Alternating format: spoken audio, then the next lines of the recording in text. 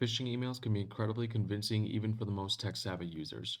Threat actors and scammers use them to gain access to accounts and other information by playing on fear, urgency, and trust. All it takes is clicking a link or opening an attachment, and the rest is invisible to the victim. Here are a few tips you can use to assess emails and other messages for signs of phishing. When receiving just about any message or call asking you to share information or take action, make sure to pause, inspect, and verify the message.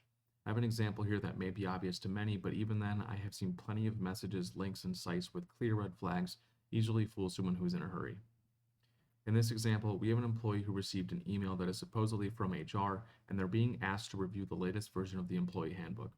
First, you want to consider the message and context of the email and ask yourself if this is something you were expecting. In this case, the email was sent in December, a time of year when many companies are making changes for the upcoming year, which makes an updated employee handbook appear more convincing. And while this message is pretty well written, spelling, grammar, logo, and formatting mistakes should also prompt a heightened sense of awareness.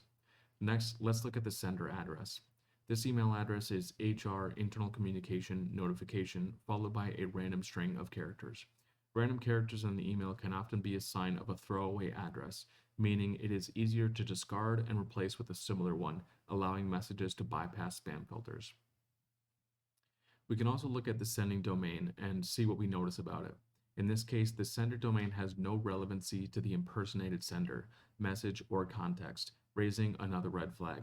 In more targeted scams, a domain may be created in a manner that closely resembles another domain. For example, a brand like PayPal.com might be impersonated by replacing the L with a 1, making it more difficult for someone to distinguish. Finally, if there are links in the message, you can often hover over the link with your mouse, which usually reveals the destination. Again, inspecting the domain of the link, as in the previous step, may reveal another red flag. At this point, if any of the previous items seem off or if you're just uncertain, do not respond, click links, or open attachments, and instead go to the source. Pick up the phone and call the sender if you know them. If it appears to be an automated message, such as a shipment or invoice email, visit the website or portal you know to be valid. It also helps to bookmark all the sites on which you frequently browse, work, and shop.